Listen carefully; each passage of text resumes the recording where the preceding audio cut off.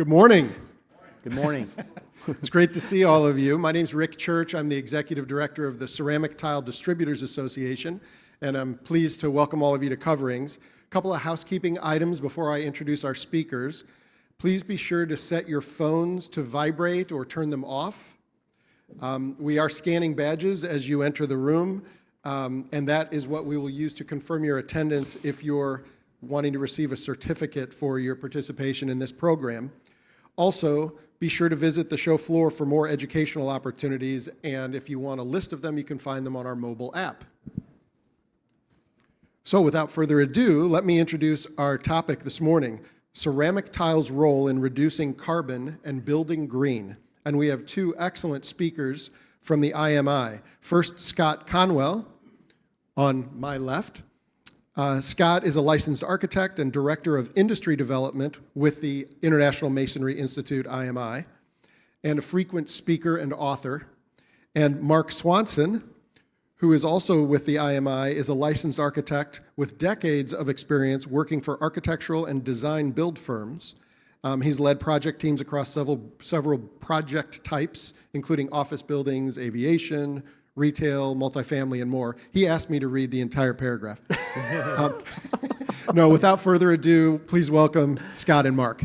Thank you. Thank you, Rick. Thanks. All right. Quick show of hands. I'd like to just see who's in the audience. If you're a design professional, raise your hand, please. Any design professionals? Contractor or installer? Okay, a couple of those. Material supplier, manufacturer, distributor. Excellent. Association type of individual, a few of those, perfect. All right, very good. And then the last thing to add to what Rick said, if you need AIA learning units, this is worth 1 hour of health, safety, welfare, and we do have a list in the back of the room or a sign-in sheet in the back of the room if you want 1 hour of health, safety, welfare. We will report that on your behalf to AIA.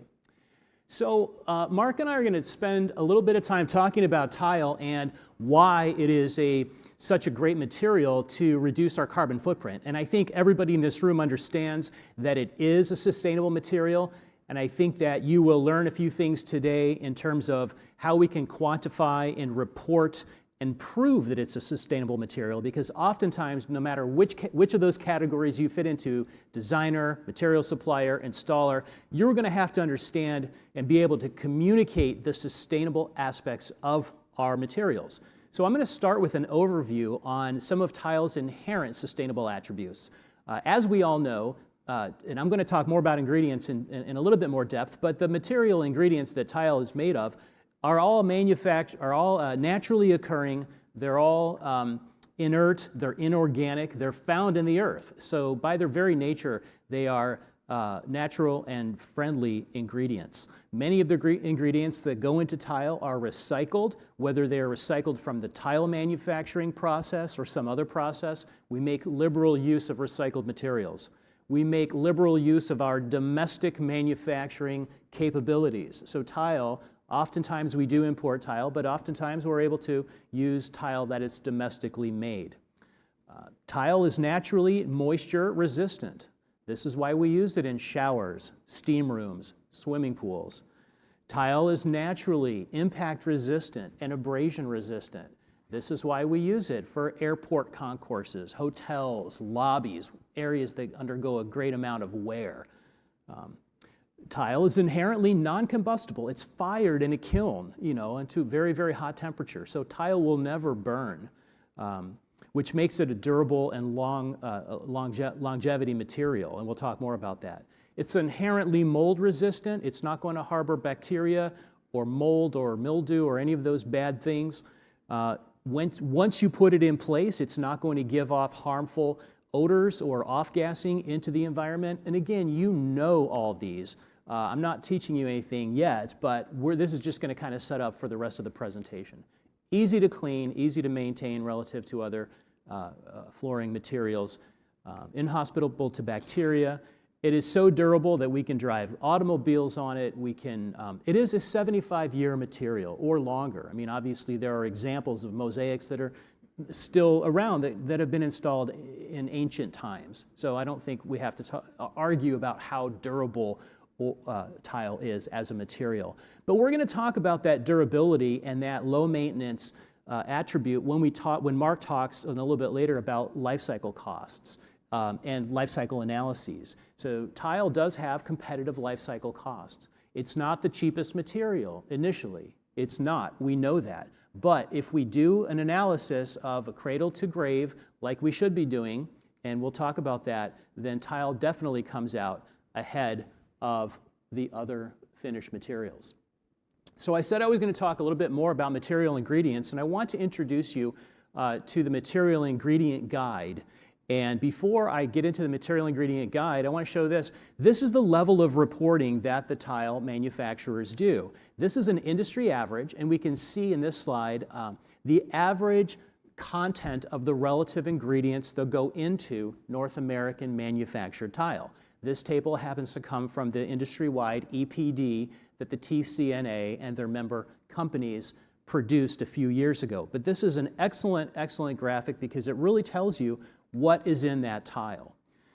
So I think we all know that tile is basically made up of clay, whether it's kaolin or ball clay or other types of clay, feldspar, silica, a few other materials that again occur naturally. And we have, like I said earlier, many, many ways of introducing recycled materials. And those raw materials are batched and ground together, and water's added typically at the plant, and a slurry is resulting. And the wastewater is typically recovered. And then there's a quick drying process. And then after that, we have a powder. And that powder is then placed into a die, unless we're talking about quarry tile. It's a little different process for quarry tile. But for ceramic and porcelain, the powder is placed into a die. And this is a very simplified explanation.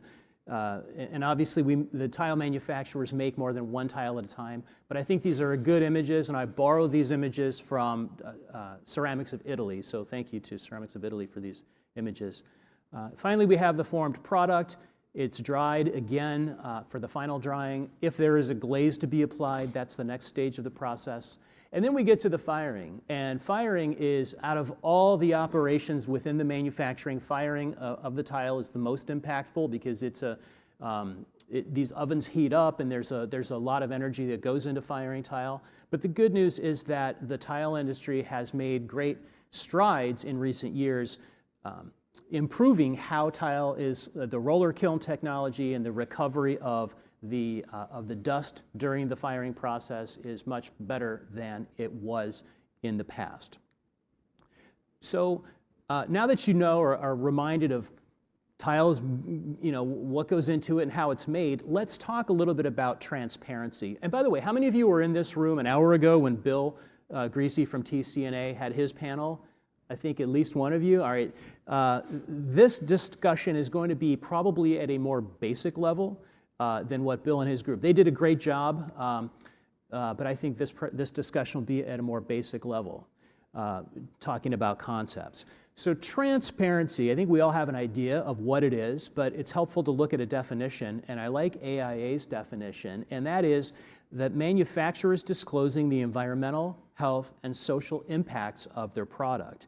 And this is important because then the manufacturers can optimize their products by phasing out harmful ingredients and processes.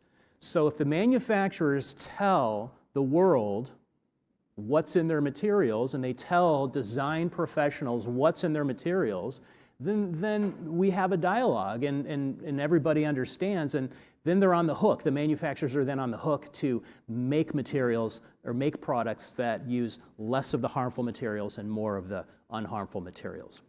So transparency is important because, well, it just is, like I just said, it encourages the use of good products, but it also contributes to green and healthy building certification programs. Now, that should never be the end goal, I think, of any project is, oh, we have to comply with LEED or we have to comply with Healthy Building Challenge. Those are good goals to have, but I think even if your project is not destined for one of these rating programs, it's still in the interest of you and your client and the environment to use sustainable design concepts and make intelligent material selections. So these are some of the building's rating standard programs that we have. I think we're all familiar with many of those. But I want to lead into a little bit of information on the material ingredient guide. This is an excellent resource which enables tile manufacturers and setting material and grout manufacturers to communicate what's in their materials with designers and specifiers in a standardized way. Okay? And that standardized way is health product declarations, manufacturer inventories, declare labels, and there are a number of standardized ways that we report. But the good thing is that these are standardized so that designers are confident that they have a clear understanding of what's being reported and how it's being reported. All right, so the number one goal of the material ingredient guide is to facilitate and streamline communication between material manufacturers and design professionals. This document was published by the Tile Council of North America with the information coming from 17 manufacturers of tile and related materials.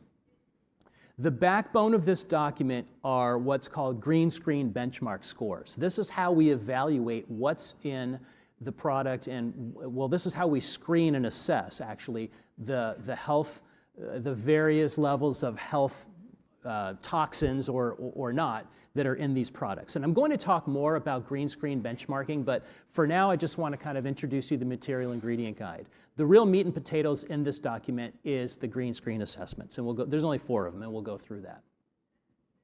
So the material ingredient guide highlights milestones that you can use as a designer to demonstrate that you're taking advantage of the material and resource credit, whether you're submitting your project for LEED or WELL or Living Building Challenge or one of the others.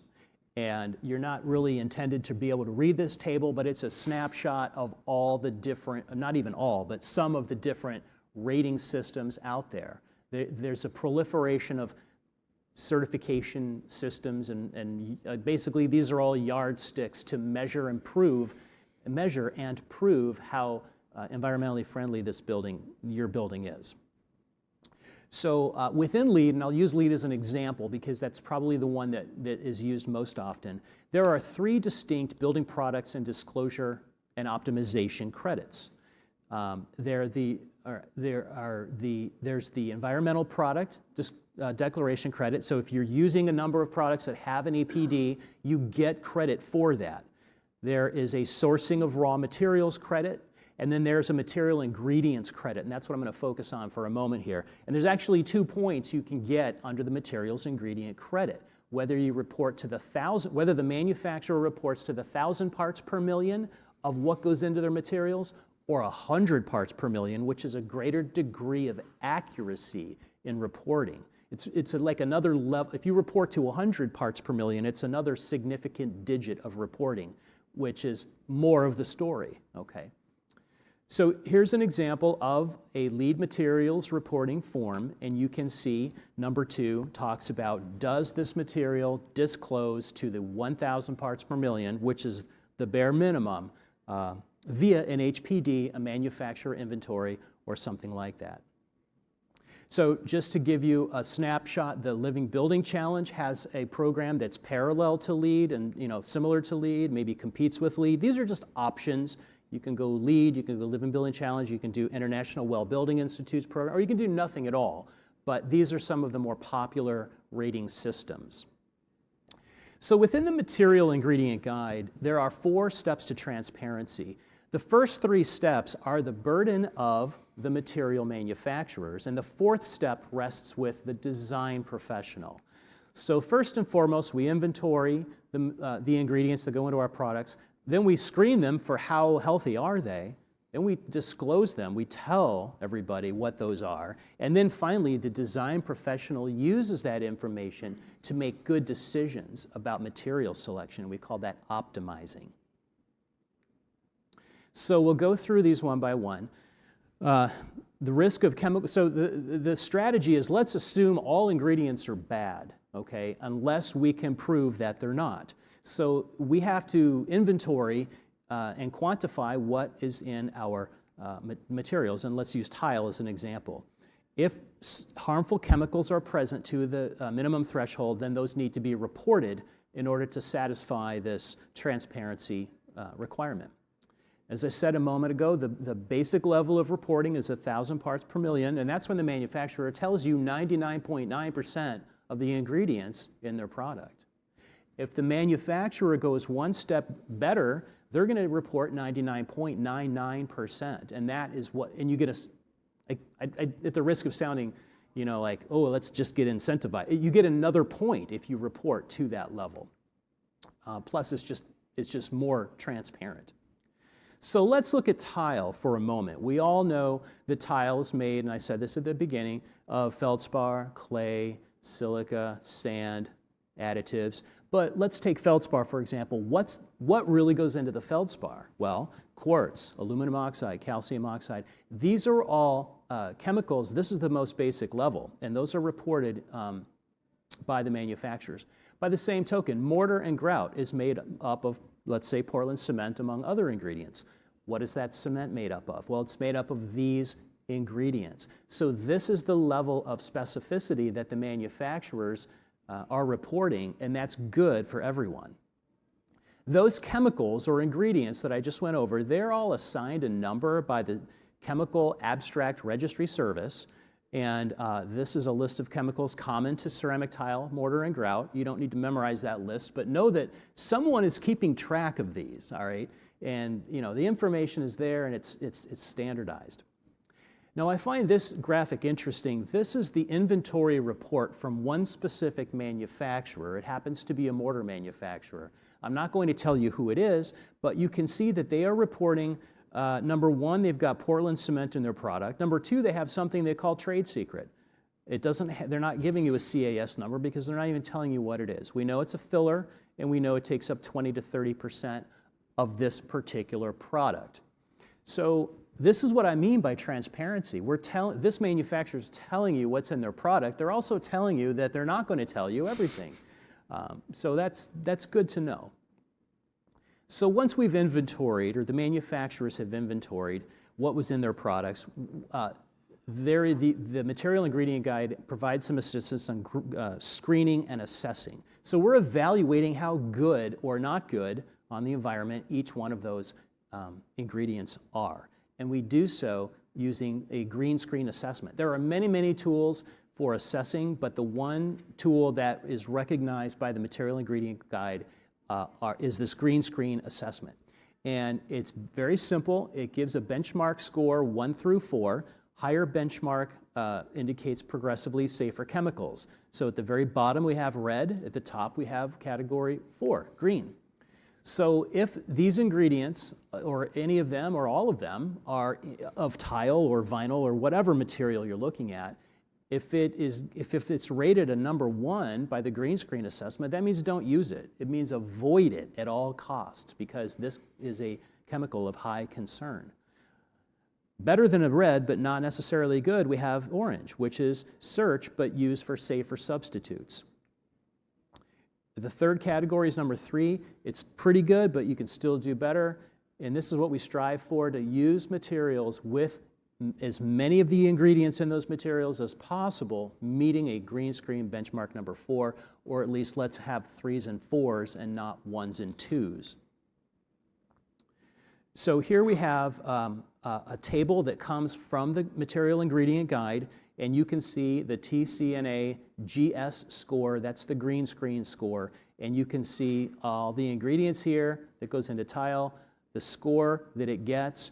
Is it on the red list, which is that list of chemicals to be avoided that's maintained by the Healthy Building Network? And the answer is no for every ingredient in ceramic tile and setting materials. So we've quantified our materials, we've assessed how harmful or not harmful they are. Now we tell them, and again, this is the manufacturer's job, we tell them to the design professionals in order to gain their trust. So consistency is a necessary part of transparency, and we'll talk about how do we maintain consistency in this disclosure. And the manufacturers do so by using HPDs, manufacturer inventories, declare labels, or any number of another type of form that's been established. HPD is probably the most common. And so we'll tell you a little bit about what goes into an HPD. This is a voluntary technical information or specification that is third-party verified. And it looks like this. This is an HPD example for mortar. And I don't know if you can see it on the screen that you're looking at. I can barely see it, but we have in the gray boxes all the green screen assessment scores. So this is what's in the material, the mortar in this case, and this is how it scores. So this is what I mean by disclosure. This is what I mean by transparency. This information is out there in the form of an HPD that, that literally cannot be misinterpreted. All right, everybody can understand that information. And then so finally the fourth one, and again, this is for the design professionals. 1, 2, and 3 was the responsibility of the manufacturers. Now we're going to have the design professionals optimize, meaning let's take that information and make good, educated, and healthy decisions when it comes to choosing a building material. LEED optimizes, as I said a minute ago, for choosing 20 different permanently installed products from at least 5 manufacturers to 1,000 parts per million. And as they said in the previous seminar, this material ingredient optimization credit is something that we're seeing more and more benefit from. So most tile and grout and thin set manufacturers now are disclosing to 100 parts per million, which is fantastic. And before I turn it over to Mark, I'm going to kind of end on this slide. This is a good summary. It's not directly related to everything I just said about material ingredients, but it is a kind of a summary of how tile compares to wood, engineered wood, laminate, and vinyl. Again, I think everybody knew all this information, but here it is represented in a table, and you can kind of see some of the nuts and bolts behind the how we got to that table. So Mark, why don't you tell us now a little bit about carbon in buildings and strategies to reduce it? All right, thanks, Scott. So as we know, sustainability is a big topic, carbon is a big topic, and we're going to talk a little bit about that. Many have seen this slide. They showed it the previous hour. They actually broke out the 11%. But so 40% of all the CO2 emissions annually, globally, are from building, right? And the building materials and construction, I think 6% of that is actual building, and the other 7% is other construction, which might be civil engineering type work. But the 11% there really represent, oops, sorry, let me go back. The 11% really, that represents embodied carbon. The 28% building operations, that's operational carbon. And we're not quite as concerned with that, even though it's a bigger number, because we can change that, right? We can change our energy sources. We can change how our mechanical, electrical, and plumbing systems are working in our buildings. We can be using renewable energy to offset that. The building materials and construction, that's embodied carbon. That's the stuff of the building. That is the structure of the building. We can't change that, right? Once we've built it, it's there forever. And that's the number we're trying to reduce. So that's why embodied carbon is really the big topic, and less so about the energy side of it today. So how do we reduce carbon in buildings? Well, really the number one strategy is really repurpose and use existing buildings, right? I mean, I know we like to build new and we want to use new products in our buildings, but really that's demolition, and constructing new buildings is really carbon intensive. So if we really want to save carbon, really adaptive reuse of existing building stock is our number one strategy, right? Also, designing for durability. Scott had mentioned tile, 75-year lifespan. That's great. That's what we want, right? We want to design for wear and tear on our buildings. We understand design aesthetics change over time, and people may want to replace things, but overall, we want to really try to design for durability. We want to optimize systems, too, for material efficiencies. When we optimize our materials, they can handle that wear and tear more efficiently. Knowing the supply chain of your project, and I know through the pandemic, supply chain conversations came about, and now all of a sudden we're starting to realize that, oh, it might be coming from overseas, it might be coming from over here, but understanding that whole process really can allow us to look at the transportation costs, the manufacturing, and maybe even some human rights components of that if it's being manufactured overseas and stuff. So there's a social component to this as well. And then establishing carbon targets for the project, right? Making sure the whole design team knows. So the design team, the construction team, the owner, everybody's on board with what the goals are for this project. And it's not a conversation that's had while the project is going on, but upfront initially. Another element here would be using recycled materials, right? Or materials that can be recycled is a really great strategy for reducing carbon in buildings. A great place to get started, if this is kind of new to you, is the Carbon Leadership Forum website. It's right on the lower right-hand part there, carbonleadershipforum.org. They've got a great set of guides here. It's the AIA CLF toolkit for architects, but really anybody can read this stuff. It's very easy reading, and it breaks it all down into component, easy to digest information. But we've got introductions, measuring embodied carbon, and of course, strategies for reducing carbon. And overall, you know, reducing and reusing and recycling. A new term we're talking about today is sequestering, right? Using materials that sequester carbon, which is one of the reasons why wood is such a popular material, because wood, obviously trees sequester carbon while they're living, and they capture that. And that's one of the reasons why wood has been a popular topic for, or a material choice for carbon. But also we're finding out through you know, NCMA and some other research facilities are studying sequestering even in masonry materials now. So that's interesting, especially with CMU. This diagram, this came from Carbon Cure, but I like this one because it shows the difference between embodied carbon and operational carbon, right? Embodied carbon, it's really the emissions from the manufacturing, the transportation, and the installation of those building materials. And then you have the operational carbon on the right, which is really the emissions from the energy during the lifespan of that building. And so how does tile fit into all this? Well, here's some strategies that we can implement. Number one, avoid unrecyclable materials or coatings, right? So if we're thinking in terms of material selection early on in a project, when we're specifying materials that have recyclability or that have the durability, but thinking of that end of life, like what happens to this thing when it's done? What happens to the carpet when it's done, right? We know that goes to the landfill. What happens to these things? And I think when we start thinking about that, not just what it looks like when it's in place, but through the whole lifespan of it, we can make more informed decisions. One of the things that we're also trying to see a little bit of is seeing architects incorporating EPD requirements into specifications.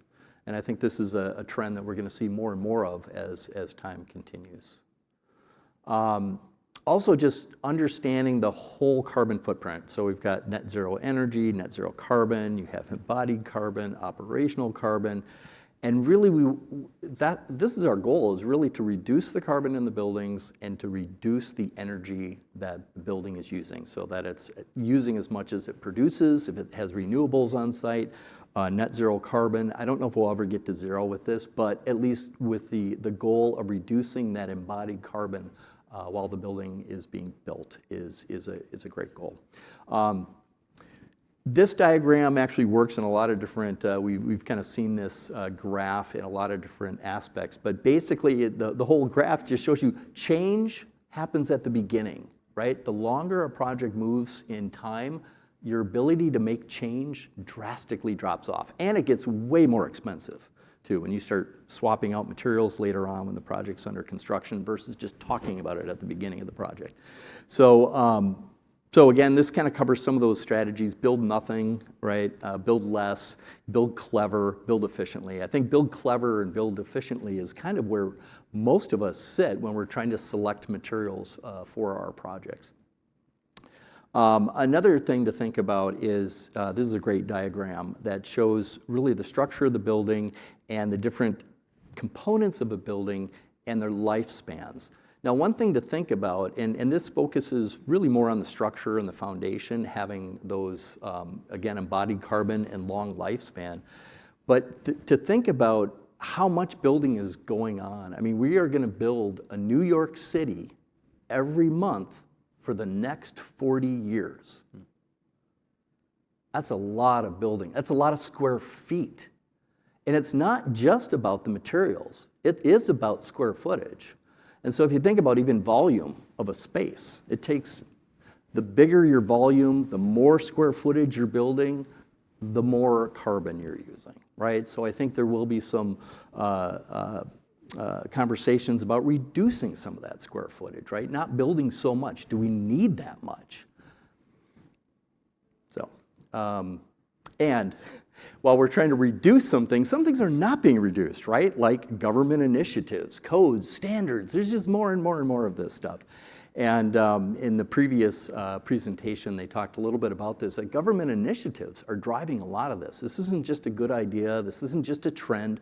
You're required to do this in many jurisdictions now, right? Whether they've adopted the zero code, which can be easily adopted by different jurisdictions, which follows ASHRAE 90.1 and 189.1. But more and more jurisdictions are jumping on this. And just to give you just a smattering of, and this is all across the country, from Denver and California and Minnesota and Connecticut and all over the place, Arizona, New York. Everybody's embracing this on a governmental level, right? So here's some other ones just to show. And again, the Department of Energy is requiring by this month of 2023 that all buildings and major retrofits have to comply with the 2021 IECC, right? So again, these are government initiatives. So if you're working on federal projects or state projects, odds are you are dealing with some type of sustainability or low carbon initiative that you're going to have to address with your material selection. And they talked about this in the previous seminar as well with the Inflation Reduction Act. President Biden signed an executive order. And so we've got really the federal government really pushing sustainability now on their buildings. And the federal government is the largest building owner in the United States, right? The GSA. So, there we go. And so with that, we're going to jump into life cycle assessments. Scott touched on these, and we'll touch on EPDs and so forth as we go on here. But really, what is it? Well, life cycle assessment, we have to measure this stuff somehow, right? So it's really a standardized science-based method for really quantifying all the impacts that products have throughout their life. And it may be a building product, it may not be. Like LCAs are used from everything from plastic bottles to t-shirts to building materials, right? So it's really kind of a universal thing. When it's applied to a building, we call it LCA, or a building LCA. And Scott touched on transparency. Why is it important? Really we want it to be consistent, reliable, independent, right? Third party. If we don't have this, we're just guessing, right? If we don't have reliable, accurate information that followed some sort of a procedure, we're just guessing at whether or not what we're doing has any effect or not. So this is why transparency is really important. Also understanding that, when we're looking at all of this data, what are we comparing? Are we comparing an apple to an orange? If we're looking at the same product, but two different types of perhaps scopes on an LCA, because there are different scopes. We do have some different international standards that help guide this process, but they do define scopes for those. And so it's important when we're looking at these different products and LCAs that we're looking at the same scope for the various products. So the different scopes, basic ones are cradle to gate, cradle to grave, and cradle to cradle.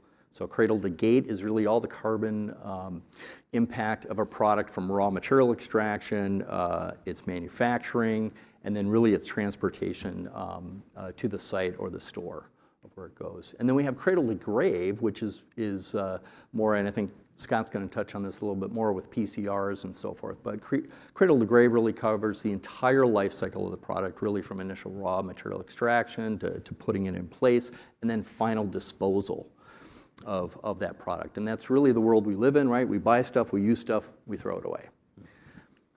Cradle to cradle is really trying to close that loop, right? It's like cradle to grave, but it's taking that and upcycling it, right? We're recycling, upcycling, we're creating new products. It creates a new loop. Some refer to this as a circular economy, right? Where it keeps going around and we're reusing things. And here's the different product stages, right? We've got the product stage, construction stage, use stage, end of life stage. So those 4 stages are used to determine some of the scopes and how things move through that. And then there's the 5th stage, which is recycling, right, for that circular economy piece. GWP is the unit that we use to measure this, right? Kilograms of CO2 that's E stands for equivalence. And then just a little guide here. This was actually from the Carbon Leadership Forum book for the Toolkit for Architects. But just, when to use an EPD versus an LCA. And when I'm using this, I'm going to go through this little checklist. If I'm going to look at these 2 products, are they functionally equivalent? Do they have the same life cycles, right? That's a key thing, right? A lot of people kind of mismatch those, and so anyway, it's a nice checkbook there. Here's another one, when to use an LCA versus an EPD. And a lot of times we're analyzing full buildings versus independent products, right? So when we're looking at different products, we're probably looking at EPDs.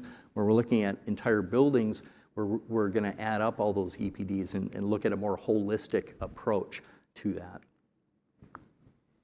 And that's it, Scott. Okay. Turn it back to Scott here.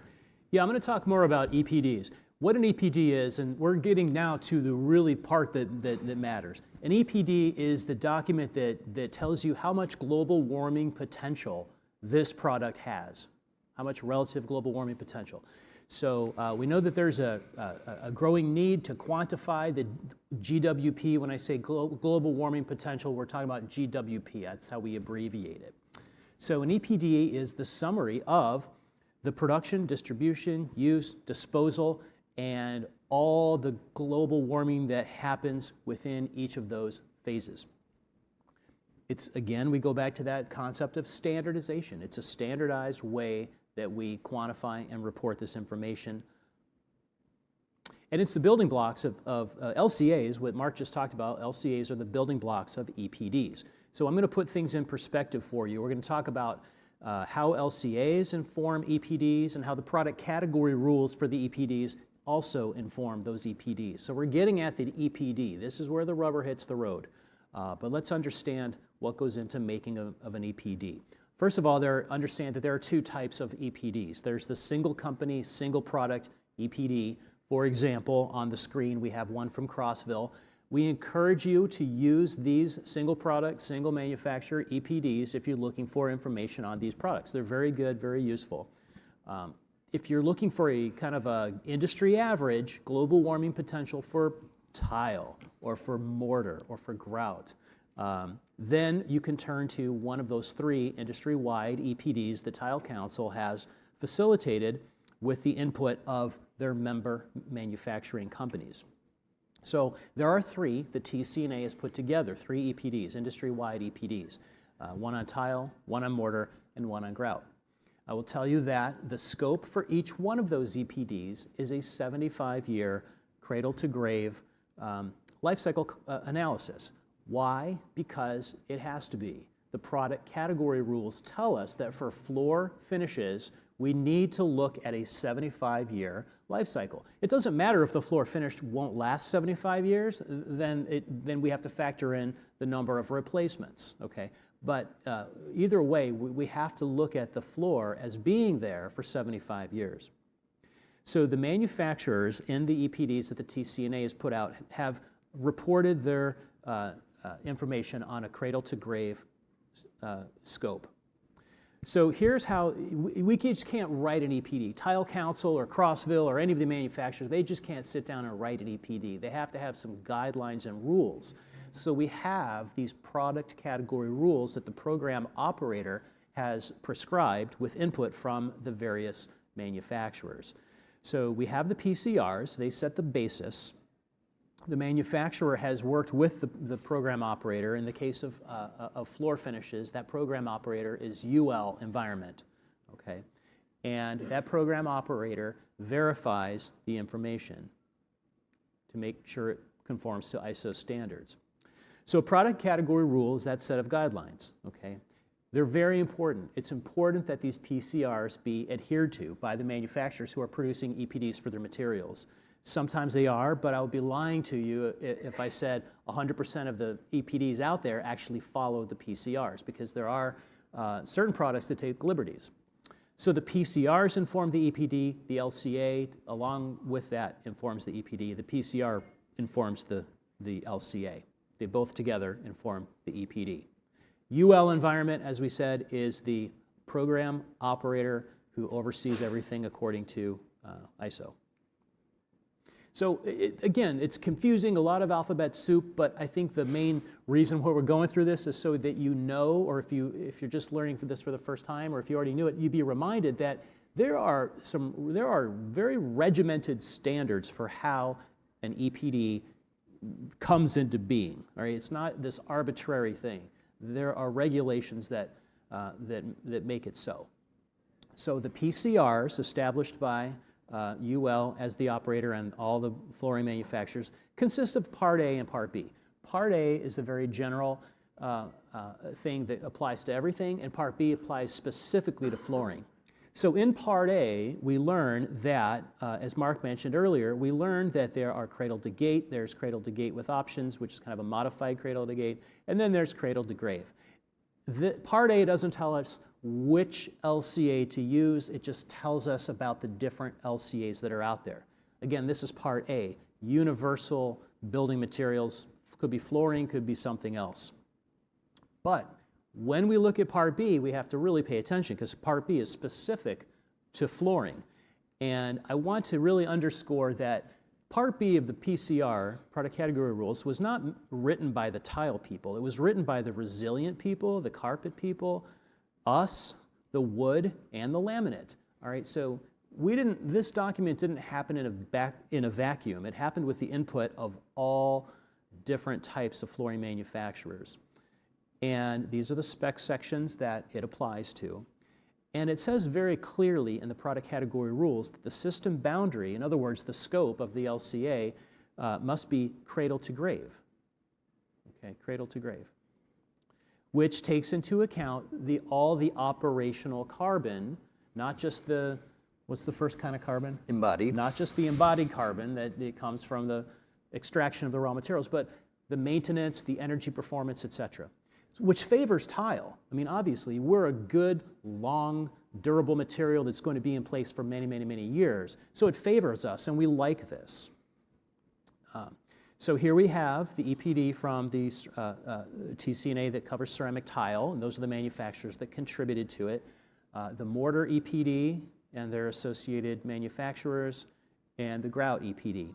So I'm going to take you inside one of these. We're going to look at the tile one real fast, and so you can see what type of information is contained in an EPD. If you've never looked at an EPD, you're about to look at one.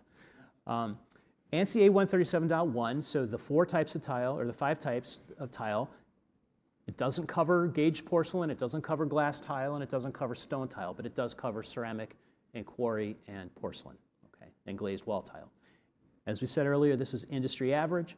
It's cradle to grave, as it should be, okay, because it's a flooring material, and the product category rules tell us that flooring materials should be analyzed cradle to grave. So in section 1.4, we see that the estimated service life is 75 years. Can tile last longer than 75 years? Yes, it can. For the purposes of the EPD, 75 years is what how we figure, okay. So Mark's going to talk more about GWP, global warming potential, but it is measured in kilograms per square meter. The square meter is the functional unit, the functional area of the building, and kilograms, that's the equivalent of carbon that is put out there, okay? So the lower the GWP, the better. We're going for a low GWP number.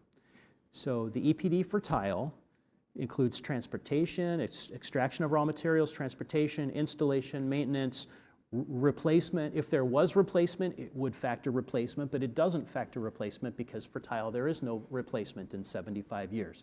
That's the assumption we're making, and end of life. So here is the results. You see that table at the bottom. The results are 15.1, I don't know if you can read that, but here's the tile is in the green. It's 15.1 kilograms per square meter, global warming potential. And then we have VCT. I'm not going to read you these, but you can see how what the relative global warming contribution is for each of the flooring materials.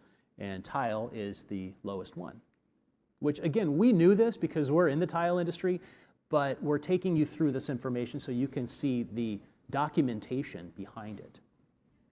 So we can see now that tile is lower global warming than carpet, than vinyl.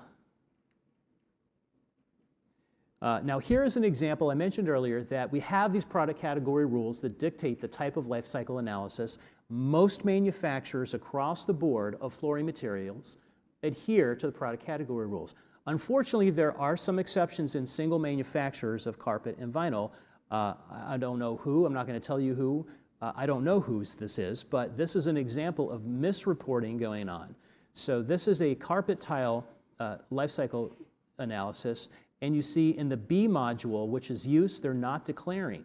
They're only considering, this particular manufacturer is only considering their carpet from cradle to gate. It's a 1 year analysis, okay? So what they end up with is an artificially low global warming potential of only 5.6. Had they factored in multiple replacements of carpeting, or in this case, vinyl, same thing is going on, misreporting. So we bring these to your attention so that if you're a design professional looking at EPDs, we really want you to look at the type of LCA that EPD was based on and make sure it actually followed the product category rules. Again, most of them do. A few of them take liberties with the product category rules. And Mark, you're going to expand a little bit more on GWP. All right. Global warming potential and tools to measure it.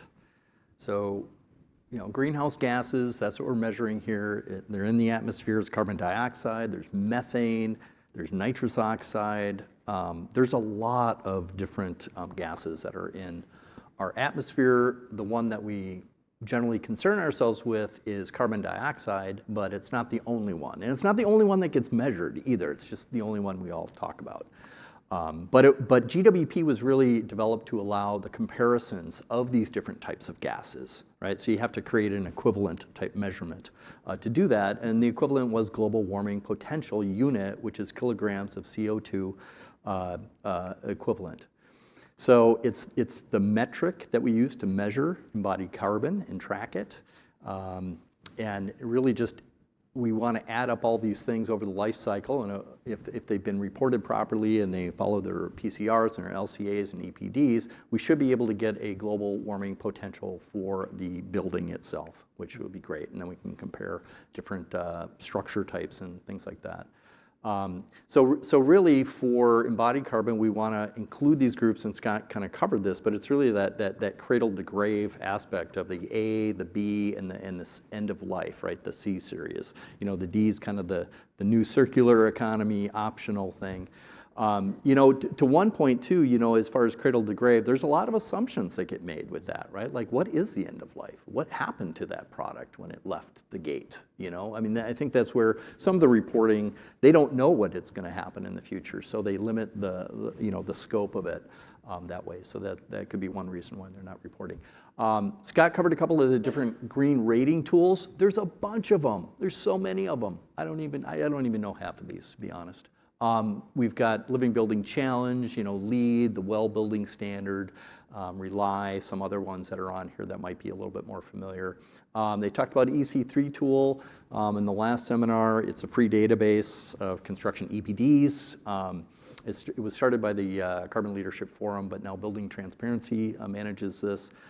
It does have the cradle to gate, but I think they're working on expanding those modules out, which is good for us. TallyCat is a new tool that uses EC3, but it gets embedded into Revit. I don't know, how many Revit users do we have? None. Okay, well, a lot of these tools and a lot of these databases get embedded into Revit software because this is what designers are using to design buildings.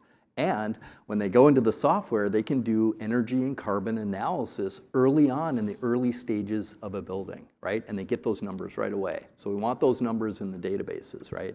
And so TallyCat is one of them. Here's a picture of a Revit model. If you haven't seen a Revit screen before, that's kind of what it looks like. You can get 3D kind of images of your building. And basically, that's what Revit is. You build a 3D model, and then you just cut it up, and that's your working drawings, right? And so everything's all tied together. But this way, it allows designers to really make material choices early on in a project so they can get these global potential numbers early on in the design phase. So they're making these decisions really quick on a project, and they might already have a sort of a cheat sheet of material ingredients and material guides that give them the best in class for different materials for the building. So a lot of firms do start out that way. They have a best-in-class material list. They're working in Revit. They're using the EC3 database or other databases, and we'll go through a couple of those as well. Here's another one, OneClick. So there's a bunch of different software out there for this stuff.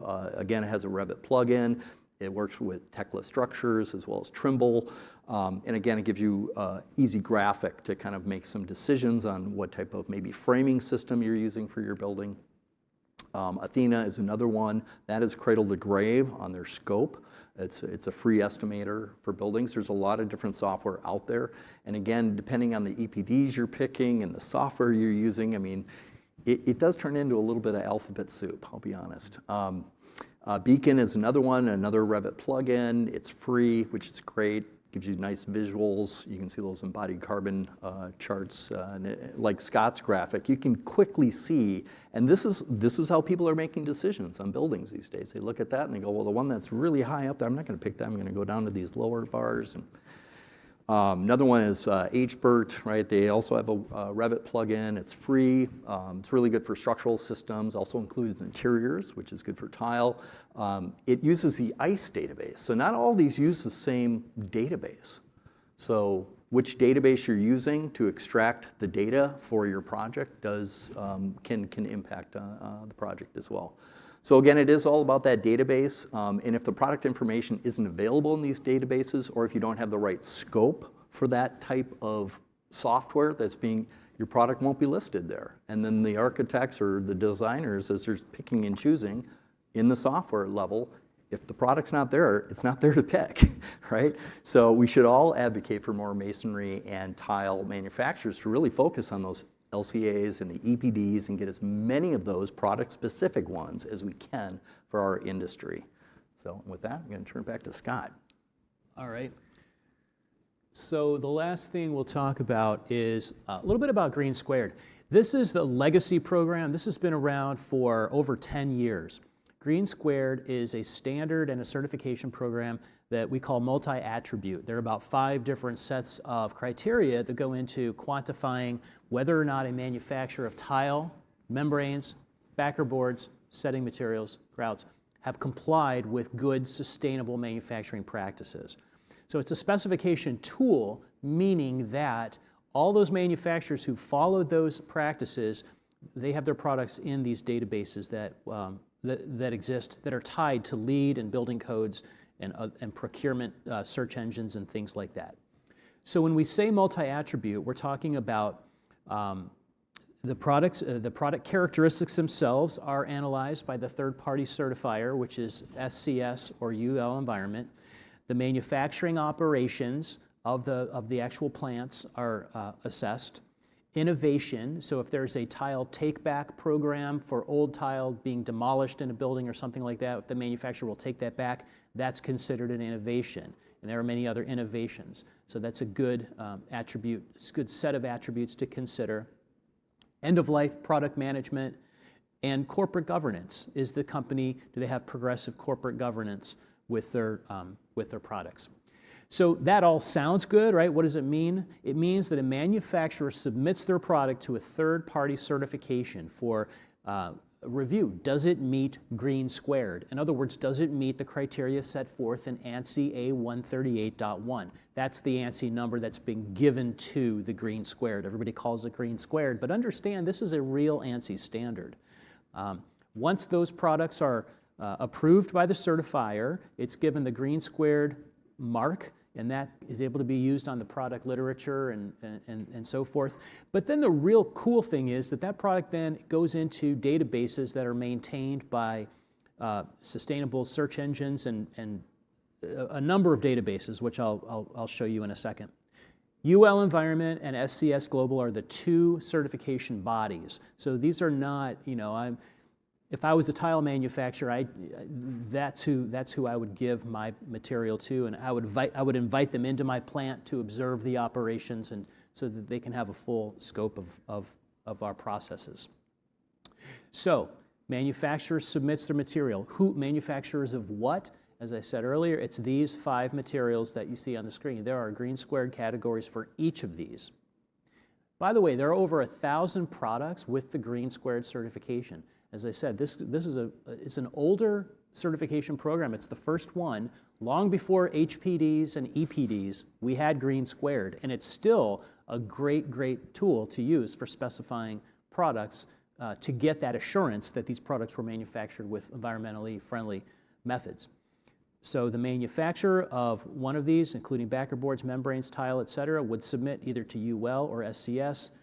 They would undergo the review, and then the green squared logo would be able to be, well, what is the review? Again, this is the review. These 5 attributes and all the sub-attributes contained underneath them. So this is the certificate of compliance. This one happens to be awarded to MAPE as an example, and the certification body was SCS Global. And it is good from, I believe it's good for, does it say 5 years or something like that? It's good for a number of years before the product has to be recertified. So what the manufacturer does, if they're smart, is they take that, the fact that their material has been certified, and they stamp that green squared on their product data, their website, their technical data, everything, so that everybody knows that this product has passed the test. And then that product, and I'm not sure how or who does this, but it is acknowledged in a variety of databases maintained by, and GSA has their proprietary database, state and local government agencies, individual architecture and design firms have their own databases that they maintain of preferred products, so they're able to see that this particular product has been green squared certified. And then SCS Global and UL have their own databases as well as the certification bodies. So it's great that this information is consolidated and made available to specifiers. If there's any manufacturers in the room who don't have their products green squared certified, we definitely encourage you to look into that. So what does it mean for specifiers and designers? It just makes it easy to make product selections based on sustainable criteria. So